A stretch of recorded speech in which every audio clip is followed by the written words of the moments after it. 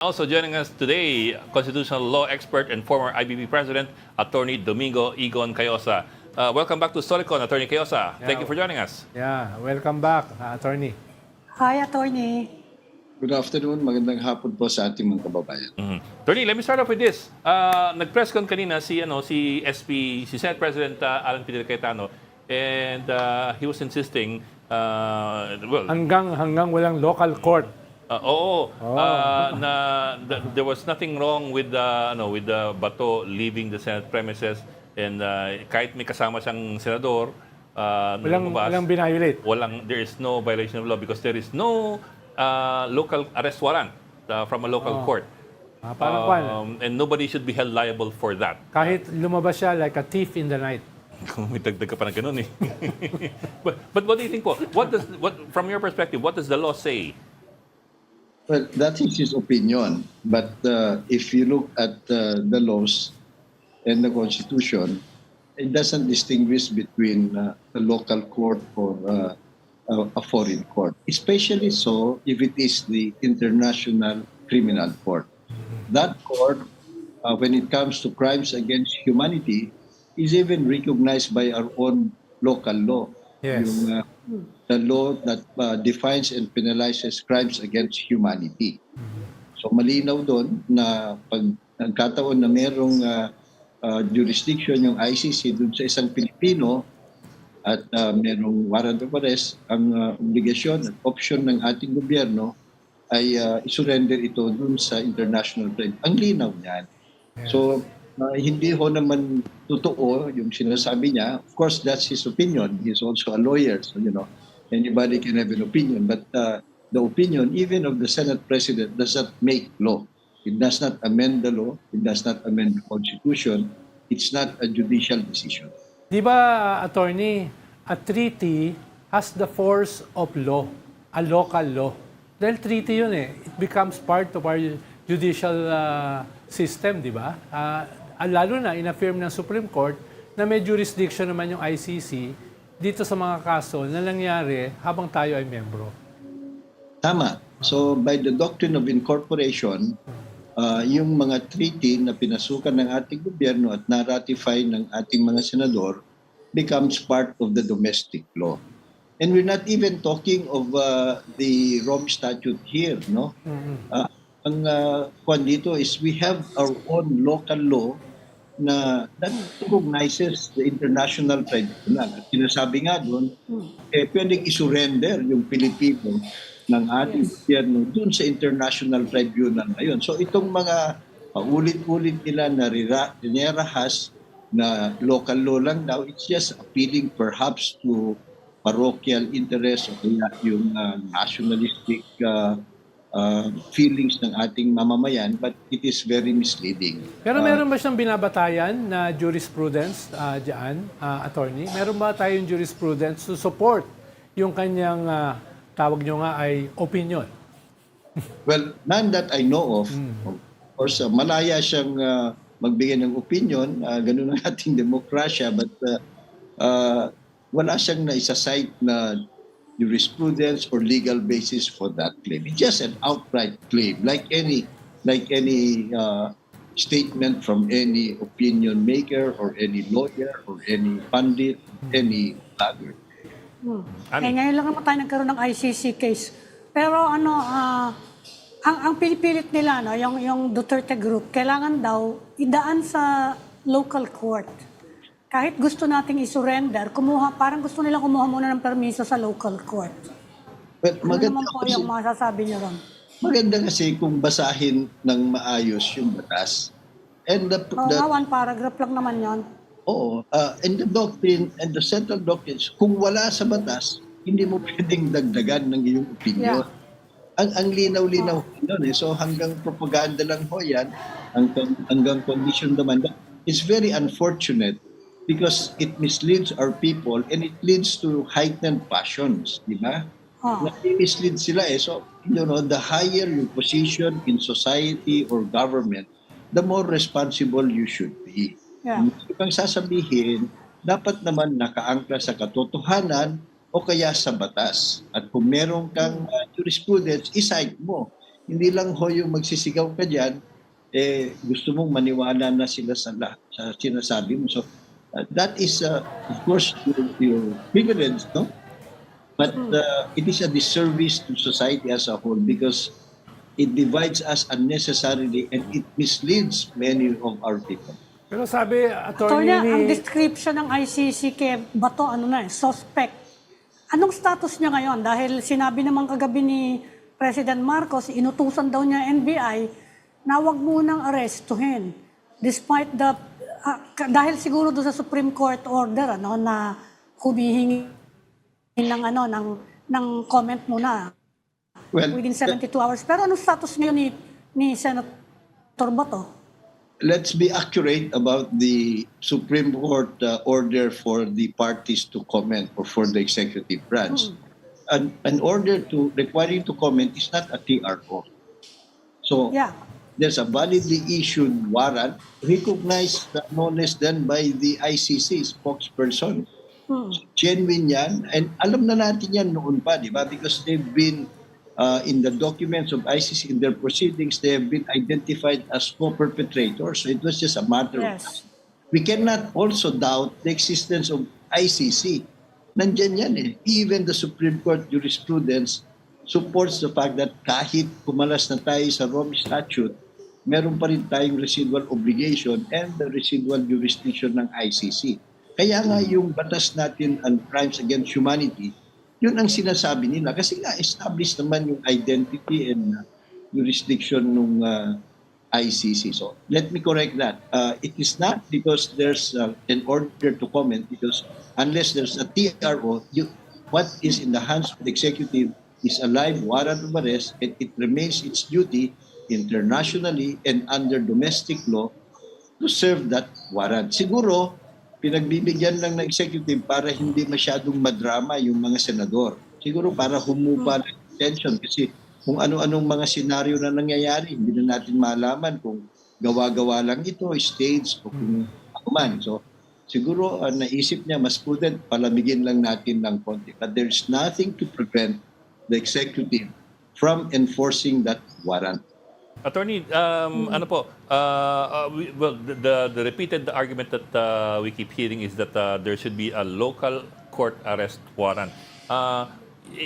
Let's assume na kailangan nga ng ganun, just for the sake of argument, that a local arrest warrant is really needed for an arrest to be undertaken. How could that come about? If the case is already with the ICC and there is no case in the Philippine courts, how does one go about getting a local arrest warrant for an ICC case?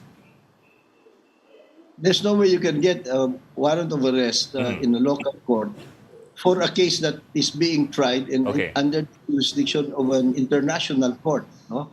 So, simple ho yung sinasabi nila. Baka ang gusto nilang sabihin, mag-file ka ng separate separate for case. crimes against humanity dito, which is stupid and unnecessary. Meron na ngang live case doon, di ba? Ang importante lang naman dyan, in either local court or in the international court, yung mga akusado nabibigyan naman ng due process. Kung minsan nga, mas maayos pa yung proseso nila doon kaysa dun sa mga notoriously slow and sometimes corrupt processes natin dito sa Pilipinas. Okay, at least that's clear. Sir, cambio ko, sir. What about yung pag-alis ni Senator Bato doon sa Senate premises with the blessings of so many senators and all that, and I suppose also of the Senate leadership. Is there any liability there on the part of those who helped him. Well, okay, that's I was wondering how to put it. Or who conspired to free him. But you know what I mean. Hindi, diretsahan na. Diba? Hindi siya pinapahuli ng presidente. Ayun nga eh. That also complicates things eh. Pwede mong sabihin, di naman pinapahuli, bakit di sumama lang sa amin para lumabas. Yun, sir. Also, Pumunta that baka daw pumunta lang sa Burger King. Pero kahit hindi kasi siya pinapahuli, meron siyang warrant. Ayun, sir. Yeah. Siyempre, susunod doon sa commander-in-chief yung mga There's a warrant. yung mga state forces. Yes, sir. Talk to us about the liabilities and the responsibilities of all those people of all those stakeholders involved here. Well, iklaro lang natin, let's put it in context. Yung sabi ng Presidente, umalis na muna kayo dyan, it's very temporary. Diba? Just to diffuse the tension probably and para it will not escalate into more violence. So I think that was prudent. But hindi naman niya sinabi na permanently hindi ko na yan ipapahuli. Because Arresto. the President is also accountable. If there is, you have to understand and remind ourselves, ang mga complainant po dito, kapwa Pilipino natin. Hindi naman ito away ng Pilipino at saka ng dayuhan eh. It is Filipino versus Filipino. Kaya lang nasa ICC, kasi nung mga panahon ng Duterte administration and the earlier part of this administration, government was proven to be unwilling and unable to investigate and prosecute and hold accountable yung may kagagawan ng EJK. So, even the President Is cannot obliged. ayaw kong ipa-serve ang warrant na yan. Pwede rin ho siyang managot dyan kung if you refuse to serve a validly issued warrant by a court of appropriate jurisdiction. Kasi nga, trabaho yan ng executive. Siguro, yung sa kanyang sinasabi lang, sa ngayon, yung habang nandun siya sa Senado. So, he can change his mind. As a matter of fact, he should change his mind kasi nagoyo na sila eh. Di ba? Sabi nila, nandito protective custody, pero yung pala, pinatakas nila. So, talk of responsibility. Number one, they have moral liability. Kasi pinangako nila, dito lang muna siya, huwag kayong mag-alala, hindi niya tinatakbuhan. Nagkaroon na ng konting insidente, suspicion ng pananggiba, stage lang yon para bang ambush me ang nangyari, di nawala na yung kanilang protective custody. So, nandun nila yung Reference sa ambush me. Political liability nila, meron. Kasi nakikita ng taong bayan na mukhang sinashowbiz lang tayo eh, di ba? Pinilito lang tayo, ano lang tayo ng mga insidente na sila naman mukhang planado ng kung kani-kaninong mga partido yan. Third, legal responsibility. If and when the government files obstruction of justice against any one of those, especially after makuha nating ebidensya, this will work against the accused. Kasi when you impede, frustrate the administration of justice or the investigation, apprehension, or prosecution of criminal offenders, crimes against humanity is a criminal offense, then that's obstruction of justice. Ang qualification lang doon, knowingly. So maaari nung una, maniwala tayo na knee-jerk reaction lang yan kasi medyo nagkagulo daw, nagkahabulan. Pero the day after they had restored order in the Senate, nasa kanilang protective custody, nagpaalam sa kanila, sige, alis na ako, eskapo uli muna ako, magtago at pinayagan nila, baka that will be betraying yung knowingly frustrating the service of that warrant. Maari ho yun, depende ngayon sa DOJ, sa kanilang pag-iimbestiga, if they can put it together, I think the subsequent decision of the senators to allow him to leave and hide again could be an evidence or indication of their knowingly frustrating the service of that warrant. So, attorney, sinasabi nyo, may political, may moral, and even a legal liability. Yes, possibly legal liability. It depends on the DOJ if they will file that cases. Pero yun ho ang problema sa ating bansa eh. Plunder nga, nalulusutan nila. Sanay na sila sa mga kaso. Yan pa kayang 4 to 6 years imprisonment. But tandaan ho natin yung obstruction of justice, ang accessory penalty ng perpetual Permanent disqualification. disqualification. May ganun. Mabilisan lang yan. Kitang-kita natin yung ebidensya, wala nang tago eh. So maaaring iniisip yan ngayon ng DOJ kung talagang seryoso sila na ipatupad ang rule of law. Yung nakakaawa ang ating republika and it is morally offensive and legally offensive when people in high government positions give undue exceptions to themselves. Wala na ho sa batas yan. Pinagpipilitan nila. Talagang, if I may say so, walang hiyaan na Attorney. yung May mandate bang Senate to provide protective custody, quote-unquote, to anyone? I don't think so. That was their sense, that was their interest embodied in the resolution. They can do that, but I don't see any legal basis for that. Ah. Attorney, let me ask you your legal opinion. When you assemble all the facts and all the information that you have so far with regard to Senator Bato and the participation of some senators in his entry into the Senate and his departure from the Senate, meron bang obstruction of justice? Sa tingin ko, possible. Of course, it's difficult to say where I sit because hindi natin alam yung resulta ng mga investigation. But from what is publicly known, mukhang may probable cause. May probable cause. Pero, attorney, ano bang pwedeng ikaso? Halimbawa, nag-stage ka ng barilan. No? Nag-stage ka ng barilan, wala namang na-injure, pero naabot mo yung iyong objective, napalaya mo yung isang fugitive. So, anong mga iba't ibang kaso ang pwedeng gawin dyan? Dahil nagputukan eh.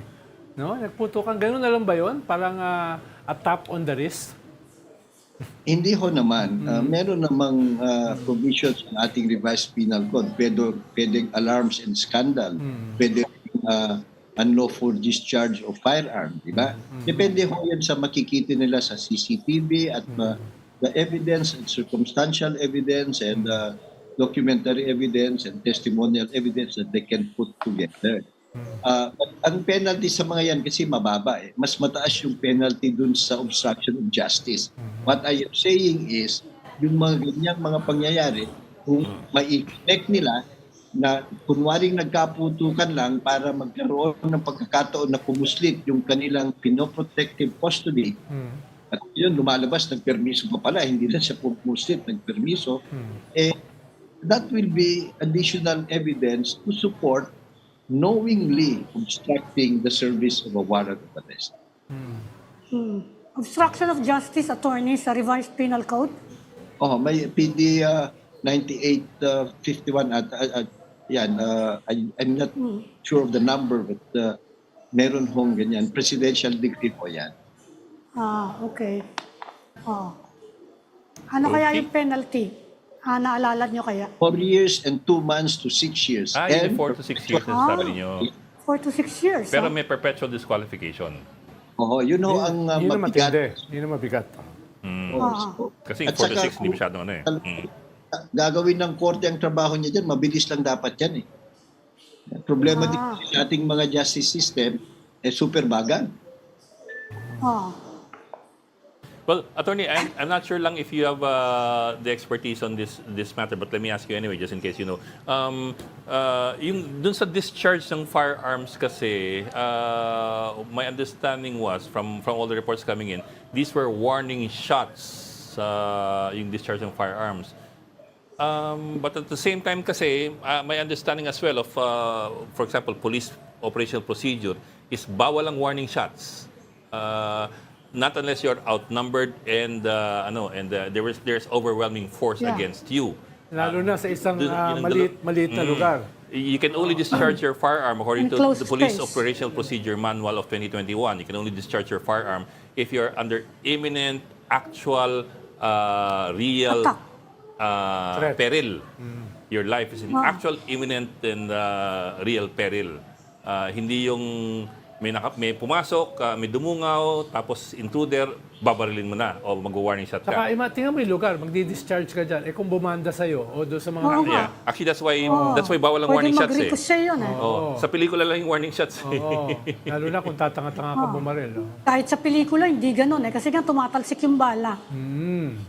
Well, it's possible that they will raise that as a defense. Maari naman. Kaya nga, but everything will depend on what is seen, documented in the CCTV. I understand, puno ng CCTV ang building na yan.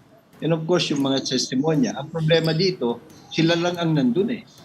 Pinagbawal ang media, wala ibang tao. So gagawa, maaring yun ang sasabihin nila. Secondly, let me explain that if it is yung revised penal code ho ang gagamitin, you need to show malice, yung hindi magandang intention. So kaya nga importante na kung maikabit mo ito, yung pagpapuputok, doon sa mas malawakang eskema na pinapalabas Conspiracy. na merong kaguluhan at nagpapasaklolo at makasakali take sides na yung mga forces of government o yung masa. Yun, lahat yun dapat titignan. Diba? Na angulo. If they can put it together, then they have a better case. But yung discharge, malicious one lang ho kasi yung pag-discharge ng firearms, kailangan mo pa rin patunayan na malicious yan eh. So, ang hirap maghanap ng testigo unless you can find somebody within the team. Sabi, gawa-gawa lang namin yun. Mahirap yan kasi magkakasama sila eh. Kontrolado nila yung mga pwersa. Or CCTV. Yung CCTV, makakatulong yan. Kaya maganda nga kung ang investigasyon, hindi lang ito. Dapat yun investigation between NBI, PNP, mga security ng Senado para transparent, di ba? Walang cover-up. Okay? Okay. Okay, Ami. Okay. Ronald, meron pa? Yeah, okay na. Okay na. We'd like to say thank you again Okay. to Attorney Egon Cayosa, dating Pangulo ng IBP. Sir, pasensya na kayo at medyo makulit kami. Pero it's always good to have you on board. Siya lang. Nagtuturo Thank you, ka agad. attorney. Yan, Si Ronald lang yung makulit. Salamat, attorney.